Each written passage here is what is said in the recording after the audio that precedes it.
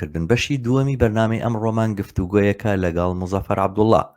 مزەفەر عەبدوڵڵا هەڵسوڕاوێکی کۆمونیستە لە ناوەڕاستی نەوەتەکانەوە لە سیدنی لە ئوسترالیا ژیان بەسەرە بە ئەو تێکەڵ بووە لەگەڵ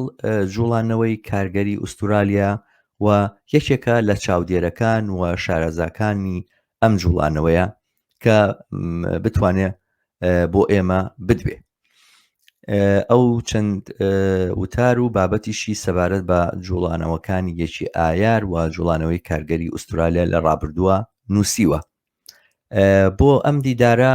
ئەومان بەسەر کردەوە تاکو هەم سەبارەت بە مێژووی جوڵانەوەی کارگەری ئوسترالیا سەبارەت بە کێشە و گرفتەکانی ئەم جوڵانەوەیە لەم ڕۆیە و هەروەها سەبارەت بە جێگاو شوێنی کارگەرانی تازە هاتوو بۆ ئوسترالیا لە وڵاتانی جۆرە و جۆرەوە بۆمان ببێت. بە خێراتی هاوڕێم مزەفەر. سوپاس بۆ تۆ هاڕۆ شەماڵ. ئەم کاتە باش، ئەم کاتەی بینەرەکانی باش، هەروەها ڕێز و سڵام بۆ هەمویان بە تایبەتی بۆ خۆت و هەروەها دەسەی بەڕێوەبەری کەناڵی هیوا. زۆر سپاس بۆیەوە. هەر بژین. هاوڕێ مزەفەر، من پێم باشە هەر دەم و دەست بچینە ناو باسەکەمانەوە. باسەکەمان زۆرتر سەبارەت بە مێژووی ئەم جوڵانەوەیە. من وەک ئاگادارم تۆ بۆ خۆت لە ڕابردووشا لێکۆڵینەوە لەسەر جوڵانەوەی کارگەری ئوسترالیا و مێژووکەی کردووە، بایەخت پێداوە، بە گرنگت زانیوە و زانیاری لەسەر کۆ کردوتەوە. من پێم خۆش بوو لەم بەرنمەیە بۆ بینەرانی کەناڵی هیوا و بینەرانی بەرنامەی دیالۆجی هیوا بدوێ کە جوڵانەوەی کارگەری ئوسترالیا چۆن سەری هەڵداوە و بەڕاستی سەرەتا ئەو بڵێن بۆچی گرنگە سەبارەت بە جوڵانەوەی کارگەری ئوسترالیا قسە بکەیتوە ئەو مێژووە چیمان پێڵێ و لەگەڵ ئەوەشا ئاماژەیەک بێ بەسەر هەڵدانی ئەم جوڵانەوەیە لە وڵاتی ئوسترالیا. دەستخۆش شەماڵیان، سوپاس بۆ ئەم دەرفەتە کە ڕەخسانت سەبارەت بە لە سەروبەندی یەکی ئایارە تا قسە باسکەین لەم بارەیەوە، هەروە زانیاری زیاتر بین لەبارەی بزودنەوەی کرێکاری لە ئوسترالیا بە تایبەتی لەباری مێژوویەوە. بە تایبەتی دیارە یەکی ئایار جێگەیەکی تایبەتی هەیە لە بزودنەوەی مێژووی بزودنەوەی کرێکاری لە سەرەتاوە تا ئێستا لە بڕگە جیاوازەکانە. بۆیە لە هەر یەکی ئایارێکە ئێمە هەرچی هەوڵ بین لە هەموو بارێکەوە وێڕای بەڕێخستنی ناڕەزایەتی، خۆپیشاندان،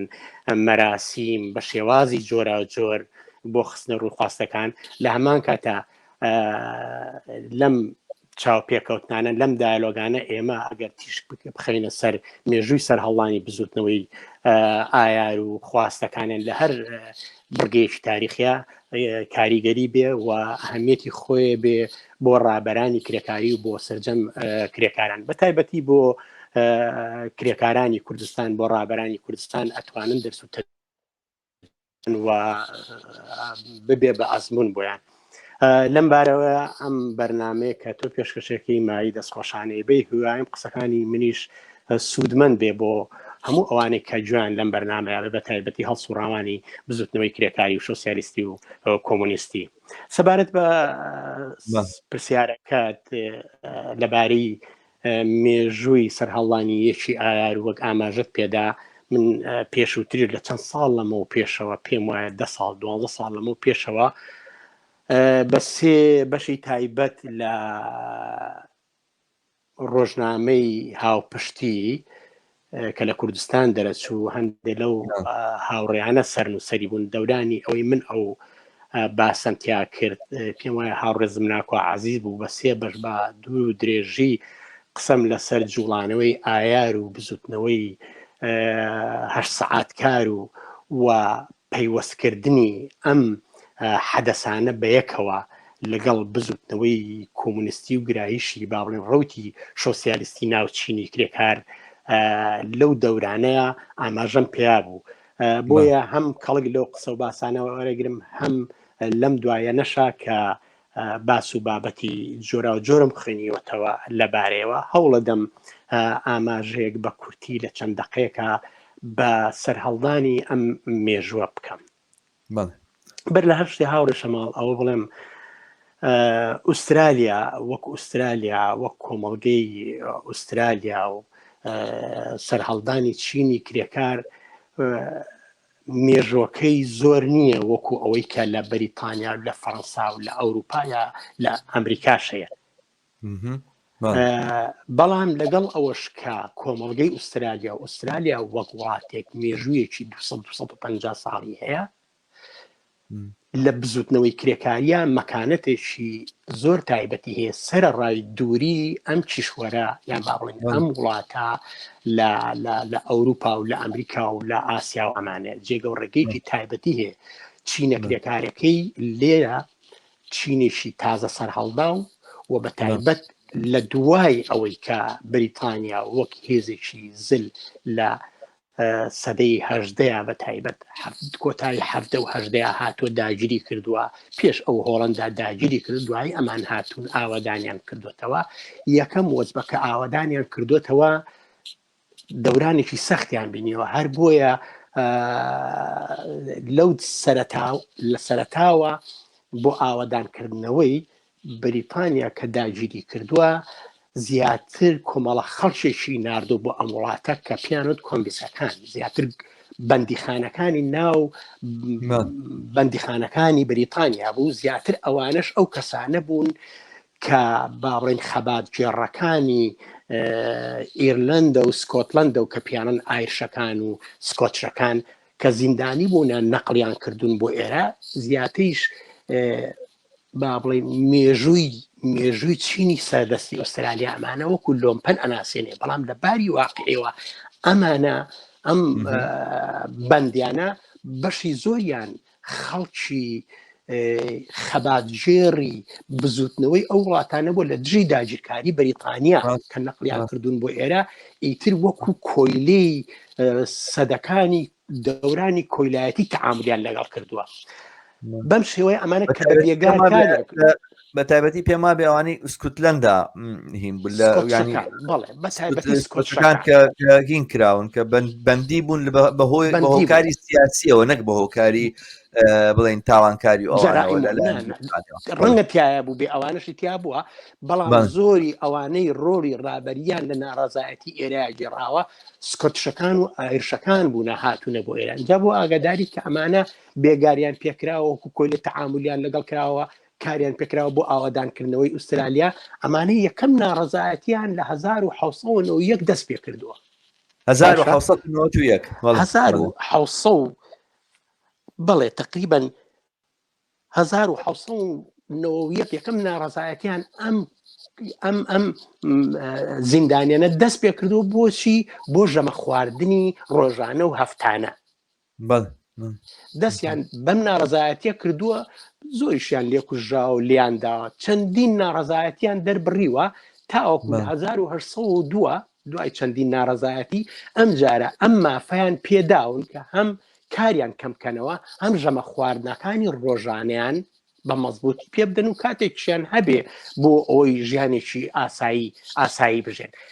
ئەم ناڕزایەتی هاوڕێشەماڵ بۆتە بەردی بناغی ناڕزایەتی جۆرا و جۆری کرێکاری لە ئوسترالیا، پاژەوەی ئوسترالیا ئیترکە ئاوادان کراوەتەوە بە شێوەیەکی گشتی بە تایبەتی سیدنی یان با بڵێن مڵبن شارەکانی تر. بەم شێوەیە ئەم ناڕزایەتیانە دەستی پێ کردو و کرێکارانیان لە بەریتانیا شارەزا هێناوە لا 820 ئەمانەوە ئیتر ناڕزایەتی کرێکاریش وردە دەستی پێ کردووە. بۆ ئاگاداری هەر لەو دەورانەیە یەکەم ناڕزایەتی کرێکاری کە دەستی پێ کردو لەو تاریخەیە لە پێناوی کەمکردنەوەی سەعاتکار بۆ 8 سەعاتکار، چکە پێش ئەوە بە تایبەتی کرێکارانی بیناسازی کە هەتا ئێستاش ئەم تاریخە لە مێژووی کرێکارانی ئوسترالیا بە تایبەتی CFMU یەکێکە لەو یەکێکە کرێکارە ڕادیکالانە با بڵێن میلیتانتانە بۆ مافەکانی کرێکاران. ئەو کاتە لە مالبۆرن یەکێک لە ڕابەرانی کرێکاری بە ناوی ڕۆبرت ئۆن کە خەڵکی بریتانیا بۆ هاتەوەرە وەسای بەردووە. ئەم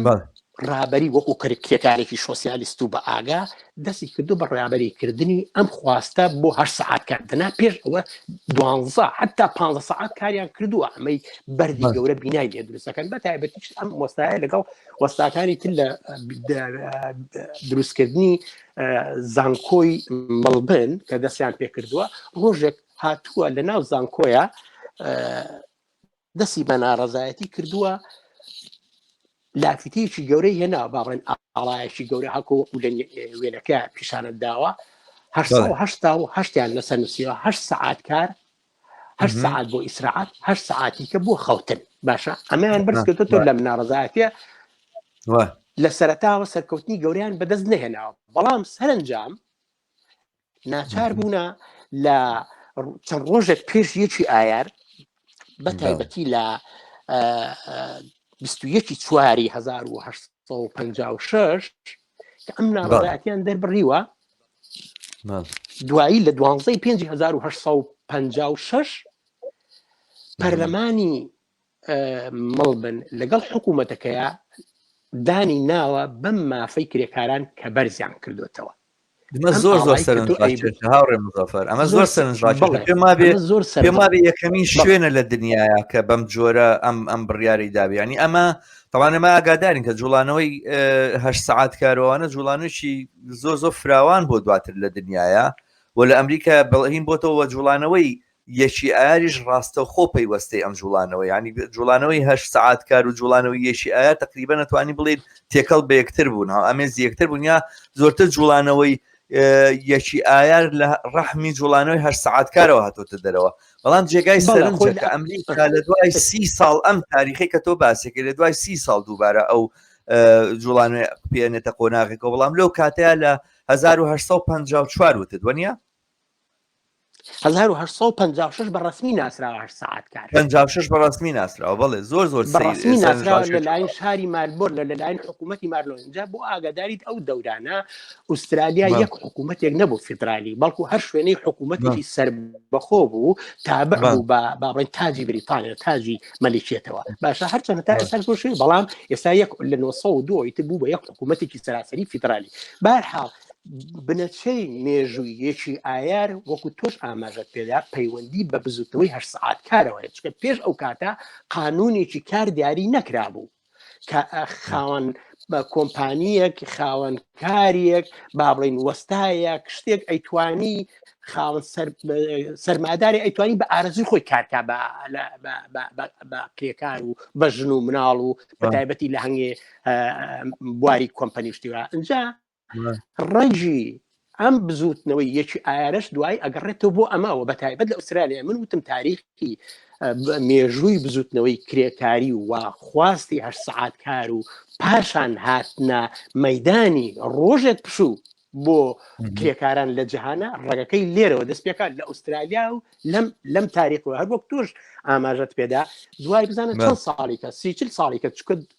ئەوەی شیکاگۆ ئەمریکا 1886 بوو یەکی ئایارەکە لەوێ کە 300,000 کرێکارە نازم چەنە کەمانیان گرت و چەند 300 کەمپەنیە معاملی گەورە کاریان وەستان و دوای ئەو بوو تێکەڵ چوناکە لەگەڵ پۆلیس و ئەمانە دەستی پێ کرد و ڕابەرە کرێکارەکانیان هەندێکیان ئەعدام کرد و هەندێکیان کورت لەوە ئیتر دەنگیدایە بەهەرحاڵ خاڵێکی کە لێرەیە ئیشارە بکەین ئەگەر چی لەباری ئەم مەسلەی 8 ساعات کار دوایی وەکوتم ئیتر خواستی یەک ڕۆژ پشووی ساڵانە و دیاریکردن بۆ وەک جەژنی کرێکار هەر لێرەوە سەر چاوەی گرت و دوایی پەڕێەوە بۆ ئەوروپا بۆ وڵاتانی تر هەڵبەت لەوێش ڕەنگیاوەتەوە ئەمانە بزوتنەوەی کرێکاری بێگومانە لە ئەمریکا ئەوروپا بەهێز بووە بەڵام باڵێن تاریخ ئاوها ئەبینی لە پێچەکانی تاریخە ئەبینی لە وڵاتێکەوە لە شارێکەوە خاڵە وەرچەرخانەکان دەستیان پێ کردووە جا کە ئەم ڕووداوە ڕوویدا کە ئەم خواستە بە ڕسمی ناسرا ئەم مەدالیایی کە ئێستاش تۆ ئەیبینی نووسراوە 1970 من هەڵبەت لە شوێنی چکەیە لە وەسایقەکانە بینیومە ئەم کارگەرە سۆسیالیستە ڕۆبەرت ئۆن چی کردووە لەو کاتەیە چووە 888 کرێکاری کۆ کردوێتەوە لەو تاریخەیە لە 21 چوارە چەند ڕۆژە پێشیەکی ئایار کە چوونەتە بەردەم پەرلەمانەوە بینیویانە تعدادەکە چۆنە و بە جیاواز ڕاوەستاون ئەمە طبعاً لەوە ڕسمێکم دەست نەکەوت ڕاستەکەی بەس ئەم ڕەهبەرە کرێکارە سۆسیالیستە ڕۆبەرت ئۆن کە تەقسیمی خەڵکەکەی کردووە بە شێوەی 8 باشە یعنی وەکو ڕسمی 8 دروست کردووە کە 8 دروست کردووە هەمووشیان ژمارەکان 888 بووە هەموو ژمارەی ئەو کارگەرانی کە بەشداریان کردووە لەو خۆپیشاندانەیە 888 کارگەر بوون بە شێوەی ژمارە خۆیان بە شێوەی ژمارە تەقسیمیشیان کردووە یعنی با بڵێن هەر لایەنی هین نەبووە لایەنیی فەنیشی پێداوە هونەریشی پێداوە بە شێوەیەکی جوان ئەمە ئەیجێڕنەوە ئاوها بەداخۆ من هینەکانم دیاری نەکردووە با بڵێن سەفات توشتە تاریخەنەمە لەم سێجەیە لەم چەند ساڵەیە کە سێدم کاتێک ڕئیسی پەرلەمان و ڕئیسی حکوومەتی مالبۆر ئەو کاتەوە وەکو وڵاتێکی سەربەخۆ بووە هاتووە تەمەشای کردووە وتێتی ئەوە چیتانەوێت تەمەشای ژمارەکەی کردووە هەر سێ جەماعەتی 8 وتیانە جەماعەتی 888 تانێ وتیانە ئەمانەوێ 888مان بۆ بەڕسمی بناسێنی وتیانە مەبەستان چییە وتیانە مەبەستمانە 8 سەعات کار 8 سەعات حەوت 8 سەعات خەو 8 سەعات بۆ ژیان و ئەمن و ئاسایشی خۆمان بۆ فێربوون و بۆ ژیانی خۆشی خۆمان ئەمە 888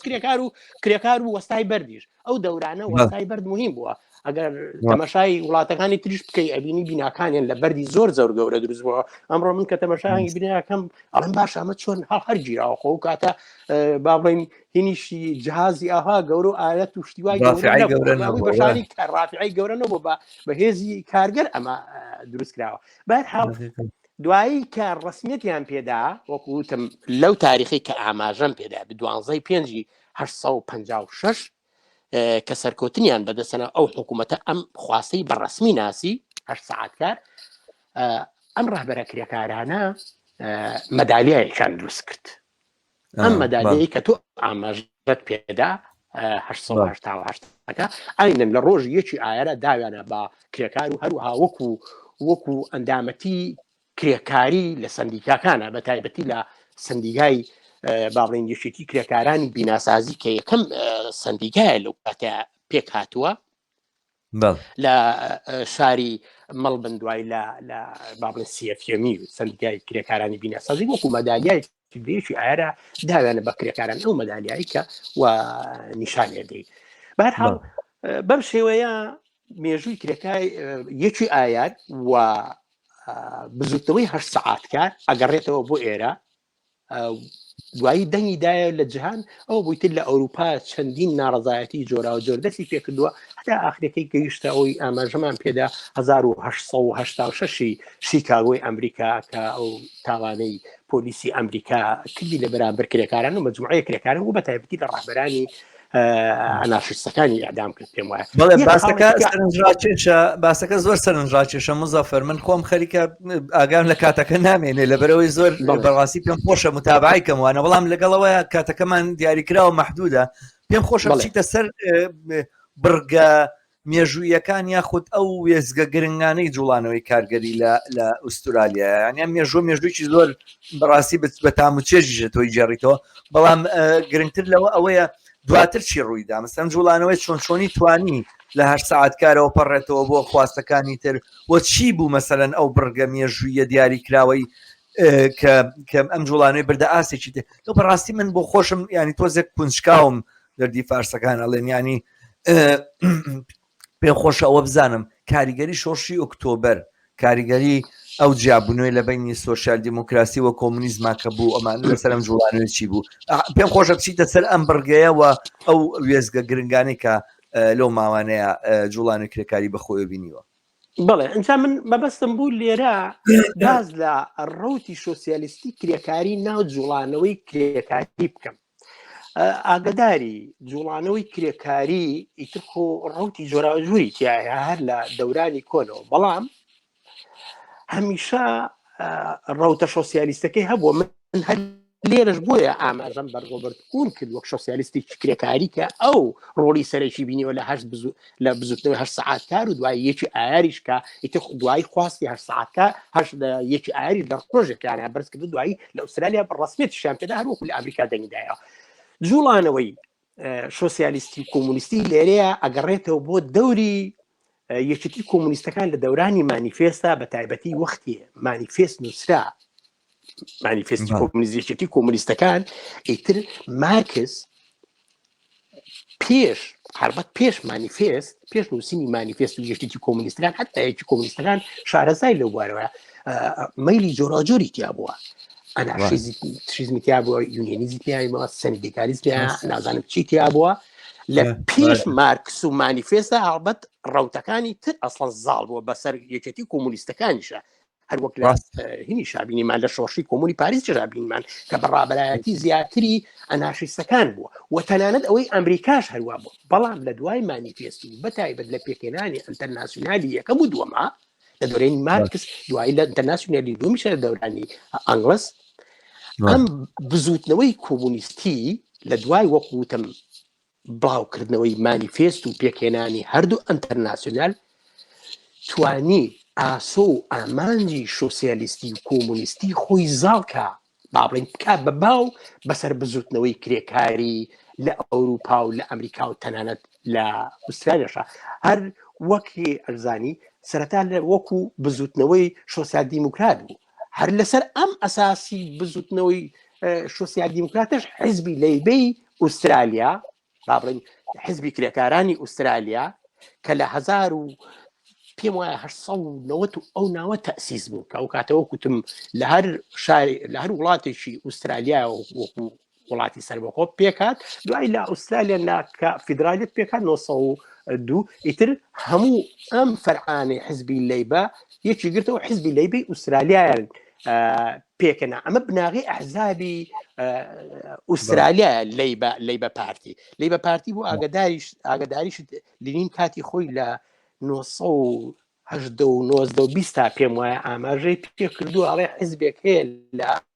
وڵاتی کەنگەرۆ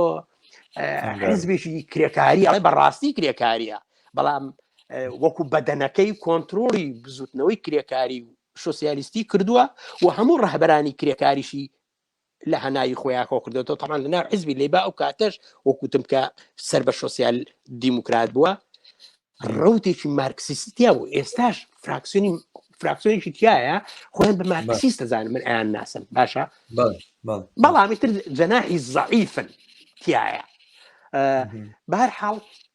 لەگەڵ سکڵ پێدانی ئەنتەرناسیۆنالی یەکەم و دووەم و بڵاوبوونەوەی مانیفێست و پێکێنانی ئەم ئەحزابە بەم ئاسۆ ئامانجە سۆسیالیستیەوە وەکوتم مارکس کە خۆشی باسیەکە ئەگەر تەماشای فلیمەکەی هینیش بکەین مارکسی لاو ئاماژەی پێدا کە ڕەوتەکانی ڕابەرانی ڕەوتەکانی تر پیشانەدا لاسالەکان و نازانم ئەوانی ترە بەڵام ئەو ئاماژە لە نا هەموویاکە ئەڵێ ئەمانە هەموو ڕەوتی سۆسیالیستی جۆرا جۆرن بەڵام ئێمە بۆ ئەوەی بەرنامە و سیاست و ئاسو ئامانجی خۆمان لەگەڵ ئەم ڕەوتە سۆسیالیستە جۆرا و جۆرانە جیا بکەینەوە ئێمە ڕەوتێککە هەیە هیویتلین کە زیاتر لە بەریتانی لە عەفو لە ئەڵمانیا و نەمسا و ئەم وڵاتانە هەن کە ئەوانە بەڕاستی سۆسیالیست و ئوفقێکی سۆسیالیستی کارگەریانەیە ئێمە ناویان نابوو لە خۆیان کۆمونیست ئێمە ناوی ئەوان دائەنین بۆ بەرنامەکەی خۆمان هەر بەم شێوەش تو ئەگەر تەمەشای ئەو فلیمەیە وەسایەکەکان بکە پێش یەکی ئایاری ئەو کاتانە و پێش مانیفێست شعاری کرێکارانی جیهانی یەکگرن ئاوان نەبوو لە کۆنگرەی یەکێتی کۆمونیستەکانەوە پێش ئەو ڕەوتەکانی تر نووسی بوویان چی نووسی بوویان هەموو پیاوانی دنیای یەکگرن نازانم بیرتەیاننا پیاوانی دنیا هەموو پیاوانی دنیای یەکگرن ئەمە دروستنی ڕەوتە ئەنارشی و با بڵێن سەندیگالیستی و ڕەوتەکانی ناو بزوتنەوەی کرێکاری بوون ئەمەش عارەکان ئەگەر تەمەشا بکەی لە فلیمەکەی یەنگ مارکسیش دوایی لە کۆنگرەکەیە پێم وایە من لە شوێنیش کەشا خوێنومەتەوە لە تاریخی چێن و سیوێتی پێم وایە زانم کەسێک نووسێتی لەسەر مارکس نووسێتی بە عەرەبی خوێنومەتەوە باسی ئەما کاکە ئێستا لە فیلمەکەی یەنگ مارکسا هەیە لەو کۆنگرەیە پێم وایە گەڵفرێندەکەی ئەنگلسا دێ ئەو شعارە لا ئەبا چکە ئەکەنە تەسویتەوە ئایا ئەم شعارە لا بین شعاری هەموو پیاوانی دنیای گرن دروستە یا کرێکارانی دنیای گرن دروست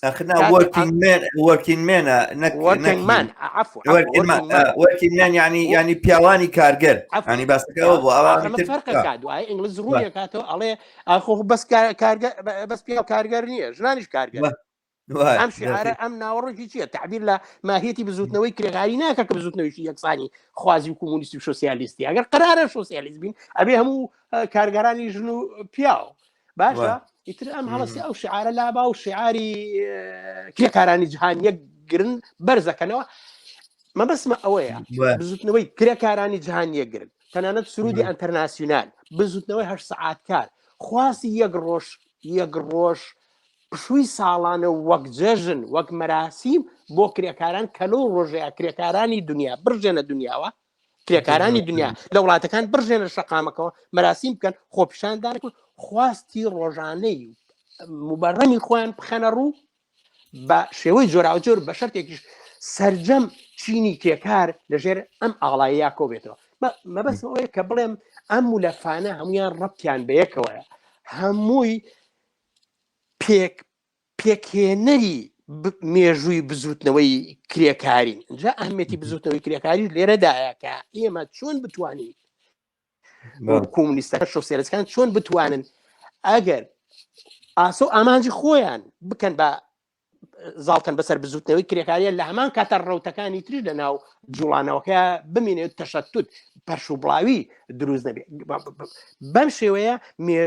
ئەم مێژووە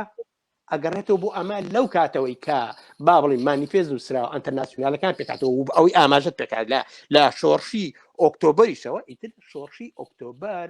بووە گەورەترین وەرچە هەر کۆمۆنی پاریز ڕۆڵی هەبووە لە شقل پێدانی ئەمەش لە بەناساندنی ئەمە لە 1970 کە کۆمۆنی پاریز بووە ئەگەر چی ماوە کەشی کەم و بەڵام شۆڕشی ئۆکتۆبەر لە 25 ئۆکتۆبری 1970 گەورەترین ڕۆڵی هەبووە لە شقل پێدانی ئەمە بۆ یەکەم جار ئیتر بەڕەسمی لە چەندین وڵاتی دنیاە یەکی ئایار بوو بەڕەسمی و بە شێوەیەکی ڕسمی دەوڵەتە ئەو کاتە دەوڵەتە سۆسیالیستەکان ئەمیان بەڕسمی ناسی و تەنانەت لە زۆربەی شوێنی دنیا ئێستا لە هیچ شوێنێکی پێم وانە لە شوێنێکی دنیا مابێ ڕۆژی یەکی ئایار وەک ڕۆژی ڕسمی تەنانە لە وڵاتانی شەرقیش وەکو ڕۆژیەکی ئەنتەرناسیۆنالی کرێکار بەناچ ڕەنگە ئەم ڕۆژە لە هەنگی وڵات مەسەن بۆ نمونە لە ئوسترالیا لە یەکی ئایارە لە زۆر ویلایەتی ئوسترالیا لە یەکی پێنجە پشوو نییە ئەبین ڕۆژێکیکە پشووە بەڵام لە چەند شارێکیانە پشووی ڕسمیە بەرحاڵ ئیتر ئەم مێژووە بووە بڵێ مزەفەر شتێکی سەرنجڕاکێشەوە بزانین کە خۆی ئەمریکا سەرچاوی مەسەرەن مناسبەی یەکی ئار و جوڵانەوەی یەکی ئاروکان و ئەوانە بووە بەڵام لە ئەمریکا و لە کەنەدا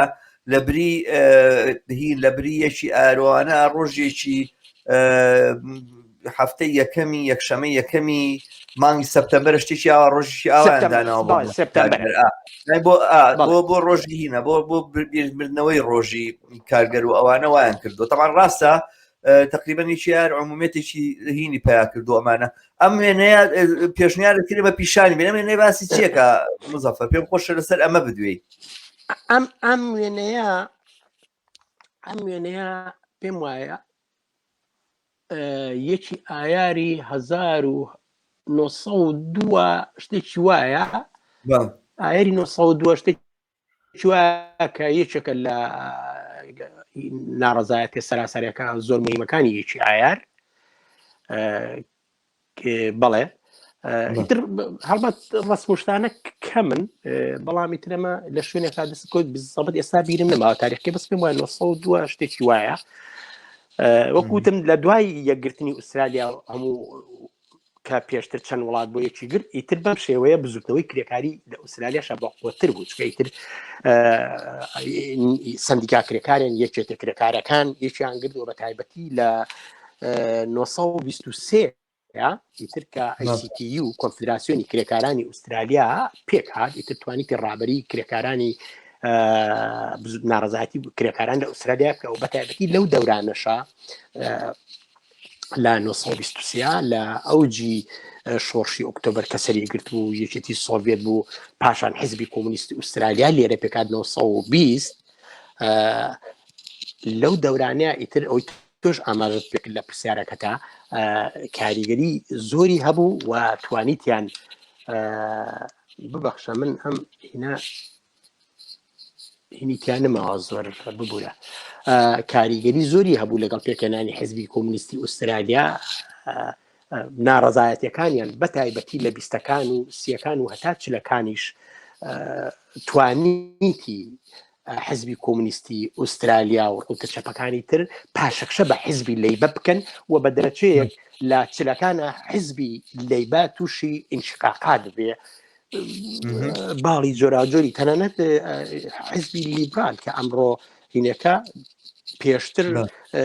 حزبی ئوسترالیا یەکگرتوو بوو لە ناو بەشێک وەکو جەناحی باڵی ڕاستی ناو حزبی لەیبە جیابوونەوە حزبی لیبرال ئوسترالیا یەکگرتویان پێکەنە ناو حزبی ئوسترالیا گرتوش پاشان لیبرالیان پێکەنە ئێستا لە ناو لیبرال کوتم نیو لیبرالیزمێت ڕەنگە بینە سەری بەهەر حاڵ لەو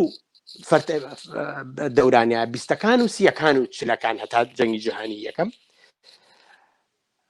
بزوتنەوەی کۆمونیستی و سۆسیالیستی توانیتی ڕەونەقی هەبێ و توانیتی یەکێتە کرێکاریەکان ڕادیکالتر بکاتەوە و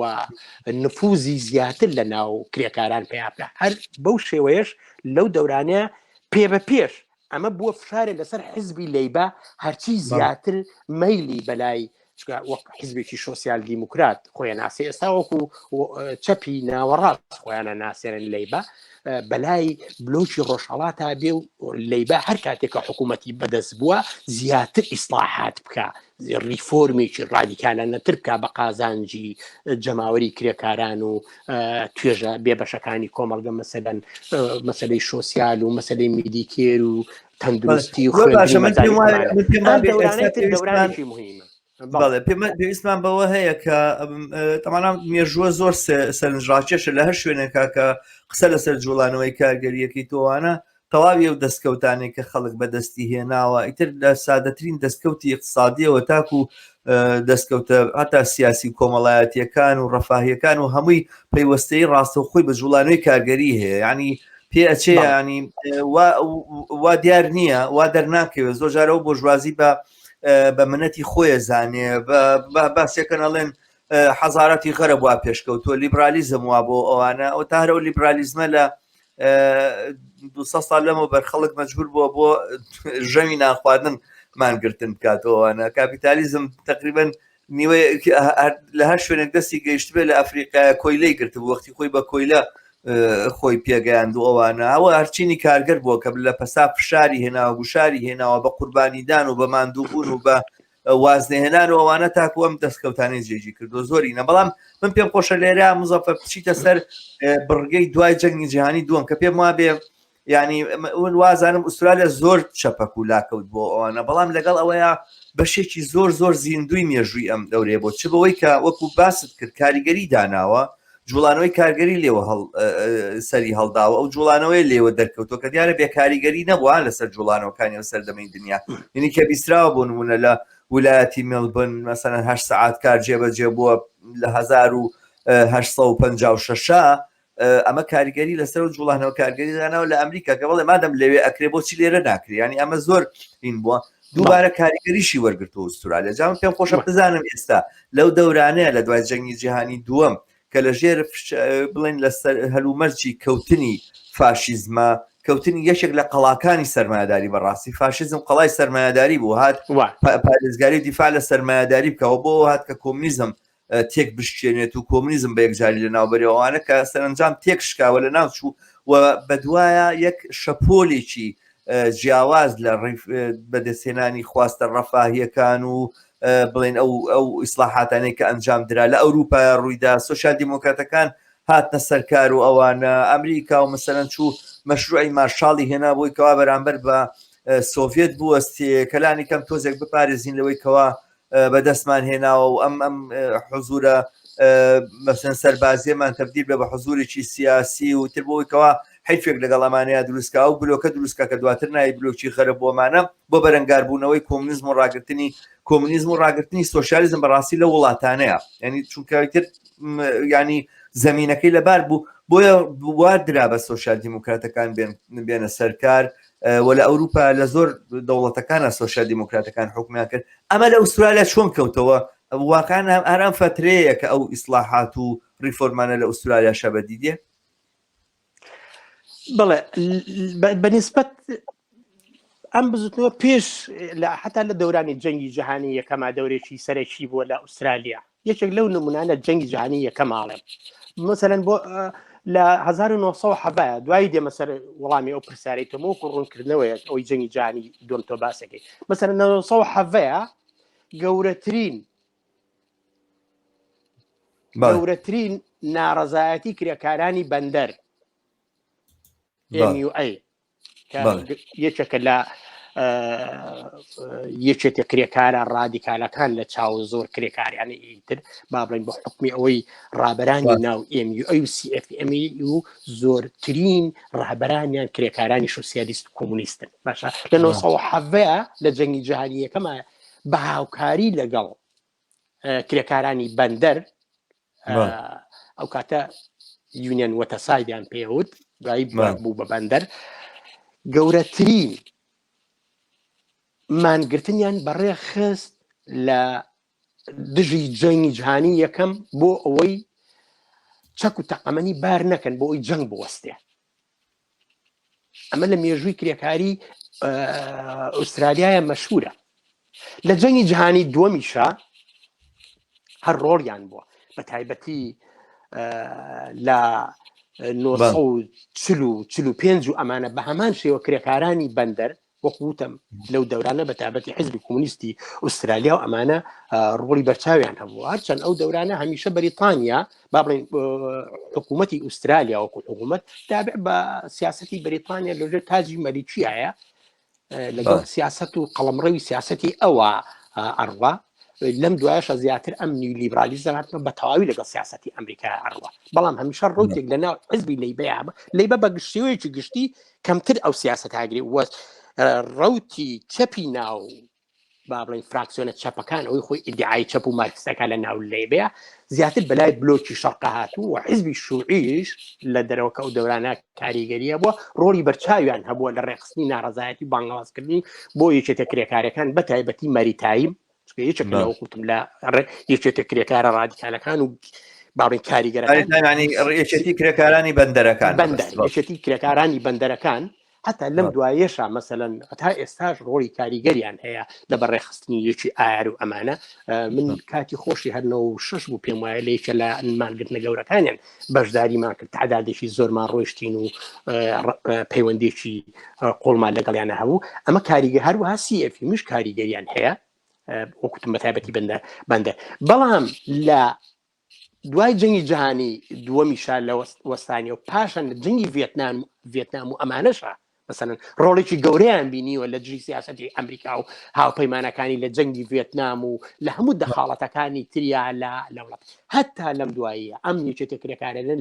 لە شەڕ لە دژی عێراق و لە ڕووداوەکانیم دوای کاریگەری زۆریان بووە ئەمیش وەکوتم ئەگەڕێتەوە بۆ کاریگەری باڕین باڵیش بزوتەوەی سۆسیالیستی لە ناو چینی کرێکار و چینی کرێکاران و یەکێتە کرێکاریەکانی ئەو دەورانەدا لە ئاستی ناخۆشە وەکوتم ئەمە دەستکەوتی گەورەی بوو لە دوای جەنگی جیهانی یەکەمە بۆ مەسەلەی لە مەسەلەی کرێی بەرزکردنەوەی کرێە ڕۆژکاری کەمە مەسەلەن پشۆکانە بۆ نمونە لەوەی کە کارگەر لە ساڵێکە ئەبێت چەند هەفتە پشووی هەبێ بە پەیمەنتی تەواوە بە حەق دەستی تەواوە یان سیگدەی هەبێ بە حەق دەستی تەواوە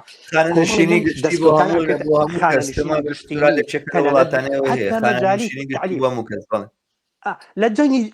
دوای جەنگی جیهانی دووەمە ئەتوانین بڵێن پێم وایە حتا یەکێک لە ڕێز وزەراکانیان یەکێک لە ڕێز وزەراکان بیرم نەماوە لە 60ەکانە 67ەکانە پیشیان بوو ناوەکەم لەبیر نەماوە بە شێوەیەک لیدەری حزبی لەیبە بوو وەکو ئەڵێن ئەیویست کودەتایەکی ناوخۆی شۆڕژێرانە لەسەر هی بکە بەلای بلۆکی شەرقا بە تەواوی بیخە ئەو نەمەتەی سۆسیالیزمی شەرق تەطبیق بکە باڵێن لە ئوسترالیایە یعنی بە تەواوی ئیتر ساڵەکانی کۆتایی 1970 بوو کە ئەو کاتە باڵێن یەکێتی سۆڤێت و بلۆکی شەرق لە دەورانێکی لە دەورانی جەنگی ساردا بە تایبەتی بیرم نەماوە لەبەر ئەو هەرزوو ئینقلابیان لێکرد حتا باڵی ڕاستی ناو حزبی لەیبە لەگەڵ لیبرال ئینقلابێکیان لێکرد هەروەکو ئینقلابی چەند ساڵێن لەمە پێش لە کیڤین ڕاد کرا کیڤین ڕاد 10 ساڵێ لەمە پێش بە هەمان شێوە بوو بە ڕێی زۆرا هات قەرارێکی دەرکرد وتی کانەکان و نازام چوو لە سەتا ئەوەندە ئەبێت تاکس بن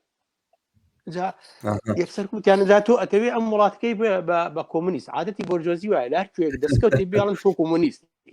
بارها ئەو ڕێی زۆرایش ئەیویست بە تەواوی بەلای کوتلەی شەرقا بیخە بەڵام پێم وایە ساڵ و شتێک دوای موامرەیەکیان لێ کرد و خێرا لایەن برد هەمان شێوە کیڤین ڕادیش هەمدا خۆ ئەمانە ڕاهبەری کۆمونیستینین بەڵام مەیلی چەپی باڵی چەپی ناو حیزبی عومال بوون وەکوتم حیزبی عومال خۆی لە ئەساسا لەسەر شانی بزوتنەوەی کرێکاری دامەزراوە سەرنجڕاکێشە مزەفەر ئێستامە کە بە کوردی قساکەینوانە بۆ بینەرانی کورد قساکەینوانە تۆزێک ئەم شتە بەعقڵا ناچێ بەڵام جوڵانەوە کارگەریەکانن کە حیزبە کارگەریەکانیان دروست کردو ینی سۆشیال دیموکراسی بەڕاستی ینی مەسەلەکەوا بووە نیقا بەکرێت کارگەریەکان دروست بوون و ئەوانە هەوڵیان داواکاریان کردومانە دوای بینیانە بابام خەباتێکی سیاسیە من پێویستمان بۆیە بچینە ناو دەوڵەتەوە و نوێنەرمان هەبێت لە کاتی انتخاباتەکانە بۆ کارە نەکەین لەگە انتخاباتەکانە بەشدارە بینەوەمانە و قەرارانی کە هەمانە لەوێ تەسبیت دەکەن طبعا دیارە ریفۆرمیزم و ئەنێک لانی وردە بۆ ژوازیێوانە استیغلالی ئەمەیان کردووە بە سواری ئەم شەپۆلە بوون و ئینیان کردووە نەتیجەتەن ئەم ئەحزابانەی کە پیان وا بووە ئەحزابی کارگەرین دروست بوونەوەوانە بەو باڵایە شکاونەتەوەوانە کە بە جۆرێک تەعاون لەگەڵ چینی باڵا دەستا بکەن بەڵام لە ئەساسا بیرۆکەی ئەساسی دروستکردنی ئەم حیزبە کارگەریانە چ لە ئوسترالیا چ لە مەسەلەن لە ئەوروپا لە بەریتانیا لە وڵاتە ئەنگلۆساکسۆنیەکان بەگشتی و ئەوروپاش بەگشتی و تایبەتی ئەوروپای کە پێوچێ ئەوروپای غەربی هەموو ئەوانە بین بوون ینی جوڵانەوە کارگەریەکان بوون کە حیزبەکانیان دروستوە نەک بەعکسەوە لا ئێمە ئەحزاب هەیە دوایە چی ئەحزاب نیقابات دروستەکە بۆ خۆی سەر بەخۆیەوەمانە لێرە ڕێک بە پێچەوانەوە بۆ ئەم مۆزوعە من بۆ ئەوە شتێک ڕۆشن کرێ شتێکی تاریخی مەسلەی یەکێتی کرێکاری و یان ترادنیزم و ئەمانە یەکێتی پیشەیەکان لەباری تاریخیەوە ئەم ڕێخستەی کرێکاران لەباری تاریخیەوە لەباری مێژوویەوە چینی بۆرژوا لەو کاتەی لە دەورانێکە کە هێشتا چینی باڵا دەست نەبووە فیودالیزم باڵا دەست بووە چینی کرێکار لە پاڵ بۆرجوازیە هاو ئاهەنگ کاریان کردووە خەباتی مشتەرەشیان بووە لە دژی بۆرژوازی ئەگەر مانیفێستمان لەبیر بێ عینەتیایەتی ئەم مەسەلەیە دەورانێت چۆن چینی کرێکار کە هێشتا وەکوتم منافەسەی سەرەکی ململانێ و ناکۆچی سەرەکی لە نێوان چینی بۆرژوازی وەکو چینی چەساوە لەگەڵ چینی فیودال کە لە باڵا دەست بووە خەباتی کردووە بۆ لابردنی دەسەڵات و سیستەمی فیودالی لە ئەوروپایە چینی کارگەر کە زیاتر و پیشەیەکان بووە هەر بۆیشە ناویان ناوە تریدونیەن ینی یەکێتی پیشەی تریدونیەن یەکێتی پیشەیەکان ئەمانە لە پاڵ تەبەقەی بۆرژوازیە لەو دەورانەیە هاوخەبات بوونم و ئەم ڕێکخراوە پیشەیانە ئیتر وردەوردە کە گەشەی کردووە ئەو کاتەی وەکوتم پیشەوەرێک لەگەڵ چەند کرێکارە لە بەردەستیا بووە خۆیان ڕێخستەوە بەڵام بە حکمی ئەوەی هێشتا سیستەم دەرەبگایەتی بووە هێشتا چینی بۆرژواژ لەگەڵ طبقەی کارگەر کە هێشتا سعید نەبووە لە سیستەمی دەرەبەجا هەردووشیان سەوسانوێتەوە چینی بۆرژوا بە کرێکاری وتۆ وەرە ئێمە هەردووکمان یەک بگرین تۆش ڕێکخراوی پیشەی خۆ دروستکەەوە منیش دروستێکم بەڵام چینی بۆرژوا بۆ ئەو کاتە ڕۆشن بۆ کە ئەوێت دەسەڵات وەربگرێت هەردووچیان ناو خەبات بوونە بۆیە ڕەجی ڕێخستنی چینی کارگەر بەر لەوەی بۆرژوازی بێتە سەر دەسەڵات فیودالی و دەرەبەجی بڕوخێنێ چینی کرێکار تۆ ئەگەر تەماشای نووسینەکەی کتێبەکانی سێبەشەکەی زاک فۆستەر بکەی لەبارەی تاریخ حرەکە نقابیە نازانم بینیوتە سێ جوزە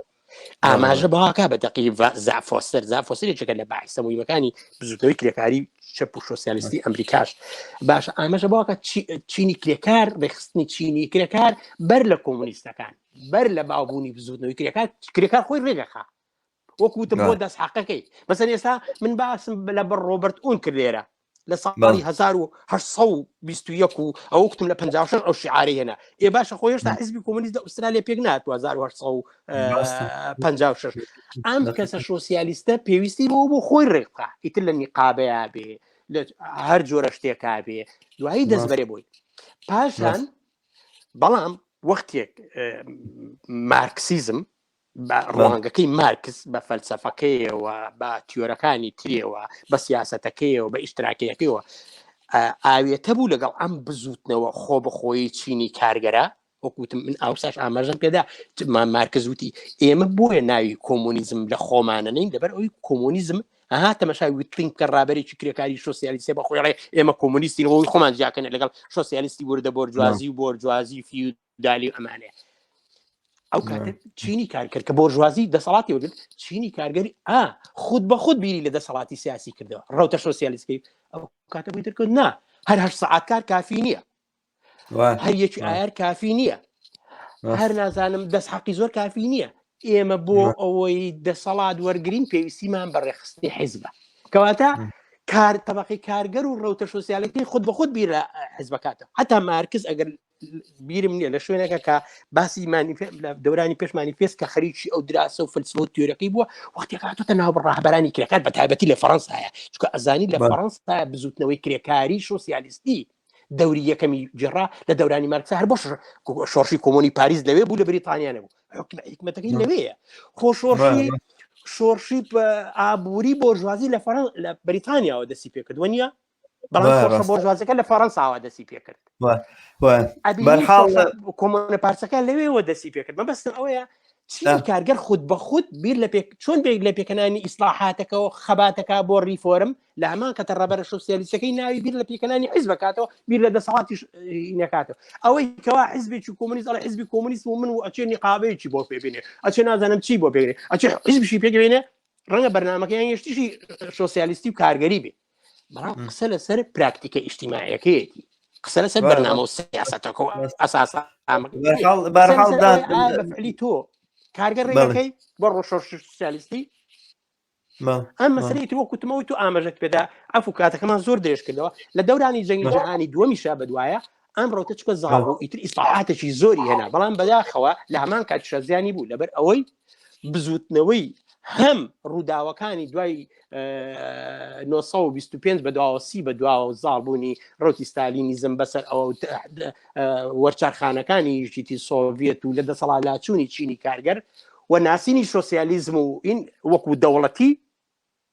بەڵام لەگەڵ هەموو ئەمانەشە توانیتی لیبرالیزم وەکوتم پاشەکشە پێ بکا و دەورانێکی ڕەونەقی بزوتنەوەی کرێکاری و مەسەلا بەدەگێنانی دەستکەوتە ڕیفایەکانی چینی کارگەر بوو ببوورە کاتەکەش ئاسایە دیارە باسەکە زۆر بەڕاستی هەڵەگرێت لەمە زیاتر ئەمە باسی مێژووی 150 ساڵ و 170 ساڵی جوڵانەوەی کارگەری لە وڵاتێکا لە دنیا لە سەعاتێکا ناتوانین هەمووی باسکە ناتوانین ئەسڵ مەگەر سەردێڕەکانی باسکیە باسەکە زۆر لەوە زیاتر هەڵەگرێت بەڵام بەداخەوە بەهۆی کەمی ماوەی بەرنامەکەمە دەرفەتێک کە هەمانە ناچارین ئێمە مقەیەد بین بە ئەوەی کە بە کورتی ئەم مەسایلانە باسکەین با بینە دوای وەزعیەتی هاتنی نیۆلیبرالیزم ئەو پەلاماری کە خرایە سەر جوڵانەوەی کارگەری چونکە بەڕاستی وەگەڵێ بەهاری جوڵانەوەی کاردگەری دوای جەنگی جیهانی دووەم و ئەوانە جوڵانەوەی سۆشیالیستی و چەپی دنیاوانە زۆری نەکێشا یعنی هەر لە هەفتاکانە ئینتر وردە وردە لە ڕێگەی ئەو نەخشانەوە کە سەرمایه‌داری دنیا دایناوانە هەجمەی معاکس یا هەجمەی پێچەوانە دەستی پێکرد بە تایبەتی لە کۆتایی هەفتاکانە کە مارگرێت تاتشەر لە بەریتانیا دێتە سەرکار و دواتر ڕێگان لە هەشتاکانە سەرەتای هەشتا و دوای دێتە سەرکار لە هین بڵێن لە هەشتاکانە ڕێگان دێتە سەرکار لە ئەمریکا ئەو دەمیتر بڵێن پەلاماری نیۆلیبرالیزم بە عملی دەست پێکە و دیارە نەخشەیان بۆ داناوە بیریان بۆ کردوتەوە تیۆریسیەکانیان بڵێن هەتا ئازمایشێکیان کردو لە شیلی مەسەلەن کوڕانی کە پیانەوە کوڕانی شیکا هۆن بەرنامەیان بۆ شیلی داناوە کە اقتصادی شیلی چی لێ بکەن بەڵام دواتر ئەم پەلاماریان بەڕاستی لە کۆتای هەفتاکان و سەرەتای هەشتاکانەوە دەست پێ کرد وە زۆر لە دەستکەوتەکان وردەوردە پاشەکشە پێ کرد ئەمە کاریگەری لەسەر ئوسترالیا چۆن بۆ من وازانم کە گەیشتە ئوسترالیا بەڵام وازوو ناوانە یا من هەڵم بەڵێ گەیشتە ئوسترالیا هەر لەو دەورانە بە تایبەتی وەکو من پێشتریش ئاماژەم پێدا لەسەر مەسەلەی دوای جەنگی جیهانی دووەم و جیابوونەوەی ڕوتێک جیابەوە باڵی هەرە لیبرالەکە لە ناو حیزبی عومالە جیابەوە لە چلەکانە حیزبی یەکگرتووی ئوسترالیان پێکێنا کە ڕوتە لیبرالەکەی بوو و حزبی لەیبا ڕۆژ بە ڕۆژ بەرەو زیاتر بەرەو ڕازڕۆی بە تایبەتی بەهۆی ئەو جەناح لیبرالی لە 45 جیابەوە لە دوای جەنگی جیهانی یەکەمە ئەو حزبی پێکێنا لە 45 وەکوتم حزبی لەیبا حزبی لیبرال پێک هات و حزبی لیبرال لە 50 و 60ەکانە بە تایبەتی یەکێک لە هەرا لیدەرە سەرسەختەکانیان کە ڕۆڵی گەورەی بووە لە مێژووی لیبرالیزم لە ئوسترالیا ئەیش ڕۆبەرت بەدوای ڕۆبەرت مانسیزا لە نەوەتەکانیش جۆن هاوەرد ئەمە دوو شخصیەتی زۆر مهمی با بڵێن دیاری بەرجەستەی لیبرالیزم لە ئوسترالیایە و لە هەناویشە لەم دوایە نیولیبرالیزم و ئەمانش ڕوتی ترسەری هەڵداوە کاریگەری زۆری بۆ بێگومان لە ئوسترالیا لە دەورانی 1970کارە بە تایبەتی دەورانی ڕۆبەرت مانسیز بە ئاشکرا باسی کردووە وەکو چۆن لە بەریتانیا و لە ئەمریکا لە بە تایبەتی جۆن هاوەرد لە نەوەتەکانە بە ئاشکرا شعارەکەیان ئەمە بووە گەورەکردنەوەی بازار بچووکردنەوەی حکوومەت کاری هیچ نییە جگە لە قانوندانان و چاودێریکردنی بازار بۆ ئەوەی هەرچی زیاتر سەرمایە زیاد بێت هەر لەبەر ئەوە هەر لەو دەورانەشا ئەوان هێرشێکی جدیان گەوریان کردوتە سەر یەکێتێک کرێکارێکان هەتا ئێستاش بەردەوامە مثلەن بە تایبەتی پێش ئەم کابرایی ئێستا کە سەرۆگۆزیرانە ئەم ڕەنگە هێشتا مەیلەکەی باشتر بێت تۆنی عەبود پێش ئەمەی تر هەبوو ترامپڵیش هەر ڕەنگە زۆر هین نەبوو بەڵام تۆنی عەبود و جۆن هاوەرد کە تۆنی عەبود بە قوتابی جۆن هاوەرداندێت منۆزرەکەشیان نەباڵن جۆن هاوەرد هێرشێکی برد ئەیویست یەکێتێک کرێکاریەکان هەر هەڵوەشێنێتەوە تەنانەت قانونیشیان داهێنا باشە بۆی ڕێگیری بکەن لەوەی یەکێتێک کرێکاریەکان نەتوانن بە هیچ شێوەیەک عزوگیری بکەن تەنانەت دەستگای جاسووسیان داعەنە لە ناو یەکێتێک کرێکاریەکانە باشە و کرێکاران مەسەرەن عەقدی ئەگریمەنتی هین نەکەن ئەگریمەنتەکەیان فەردی بێت بۆ نمونە خاوەنکارێک ئەتوانێت بە کەیفی خۆی کرێکار دەرکە یعنی لە زۆر مەسائلی ترە مەسەرەن کە جۆن هاوەرد هات دەستی کرد بەوەی کە میدیکێر کەم کاتەوە پرایڤێتیشن مەسەرەن خصوصی سازی دەست پێ بکە دەوڵەت دەست بچێشێتەوە لە هەموو ئەو بیمانەی کە لە دەورانی 45کانە چینی کرێکار و ڕادیکالیزمی کرێکاری لە ئوسترالیایە بەدەستی هێناوە مەبەستم ئەوەیە کە لە ئوسترالیای کۆمەڵگەی ئوسترالیا و حکوومەت و دەوڵەتی ئوسترالیایش بە هەمان ئەو ئاڵوگۆڕانەی کە لە ئەوروپا و ئەمریکایە بووە ئەم لیبرالیزم و نیولیبرالیزمە هەوڵیان داوە هەرچی زیاتر ئەو دەستکەوتانێت چینی کرێکار و دەستی هێناوە وەلای بنێن و بە چەندین قانونی جۆرەوەجۆریان تەسبیت کردو لە پەرلەمان و تەسویبیان کردووە حکوومەت تەطبیقێکە فەرزێکا بەسەر یەکێتێک کرێکارەکانە تەنانەت هەوڵەدا بچووکترین گەندەڵی لە یەکێتێک کرێکارەکانە بدۆزێتەوە بۆی ڕەفرانیان بدا بەدادگا مەسەرەن بۆ نمونە یەکێک لەوانە ئەندرا فڕۆکسن کە ئەیناسین یەکێک لە ڕەهبەرە کرێکارەکانی CFMU کە لەگەڵ ئێمە ڕابطەیەکی خۆشی هەیە و هاوکاری جۆرە جۆرێکن یان ڕاهبەرانی کرێکارانی MUA چەندینیان داون بە دادگا لە بەرەوەی دیفاعیان لە کرێکاران کردووە. پێم وایە لێکێ لە دادگاکانە ئەندرۆ فرۆکسن 200-300 هزار دلار غرامیان بەسەرا سەپاند بوو. ئەمە هەمووی سیاسەتی حیزبی لیبرالە لە بەرامبەر ئەمە وەکوتم پێبەپێش حیزبی لەیبەر هاورە مزەفەر ئەو وڵاتانە بە تایبەتی مۆدلی وەکو مۆدلی ئوسترالیا وایە نیقاباتەکان و سندیکاکان لە ناو مؤسساتی دەوڵەتان نیە چونکە بەسەرەن بۆ نمونە لە شوێنی وەکو سویدا نیقابات و ئیتیحادی کارگەریەکان لە ناو مؤسسەی دەوڵەتان ینی بەڕاستی بەشێکن لە دەسەڵات جایتە بەشێکن لە دەسەڵات بە بارە بیرۆکراتەکەیە تۆ بیبینەوەی کە مەسەلەن کەسێک لەوێ ئەبێ بە ڕابەرێکی کارکەری مەسەلەن نوێنەری کارگەرانە معاشەکەی نزیکەی 10,000 دلار مانگی مەسەلەن ئیتر ئەو کەسە تەبعاً لە ئەو ئیرانە دوورەکەوێتەوە بەهەر بە عموم بیرۆکراتێک زاڵە بێ لە ناو ئیتیحادیانە کە وەکو مؤسساتێکی دەوڵەتی لێدی ئەم جانیبیان تەبعاً جانیبێکی نێگەتیڤە بەڵام جانیبێکی تریان کە جانیبی پۆزتیڤە ئەوەیە لا یەزال مەسەلەن ئەم مواجهەیە لە بینی نیولیبرالیزم لەگەڵ جوڵانەوەی کارگەریە بەو مواجهە شەریسە نییە کە تۆ بە بەردەوامی ڕابەرەکانیان بێنی عزیێتیان بدەی ناکەی مەسەن لە ئەمریکا ئەوەی کە من ئاگادارم لە 47ەوە بڵێن قانونی وەها هەیە کە ڕێگری ئەکا لە دروستکردنی ئیتیحادیە یعنی ئیتیحادیە تۆ گە بتێبستن لە شوێنەکانی قابەت هەبێت لە ئەمریکا بێ بڕۆی کۆبوونەوەیە بکەیت بە کارگەران ئیسیفتایە بکەیت لە ناو کارگەرانە ئەنی ڕیفراندۆمێ بکەیت لە ناو کارگەرانی ئەو شوێنەیە کە سابتنەوەوانە ئەگەر ئەغلبێتیان وتیان یەکێتی کارگەریمانەوێت و ئیتیحادی کارگەری دروستەکەی ئەگەر نانوت درستی ناکەی و بەڕاستی مجازەفەشە چووکەوانی کە ئەو کەمپیناکەن دواتر مؤکدن ئەگەر سەر نەکەون کارەکانن لە دەستدەدەن دەرەکەن لەسەرکە یعنی ئەمە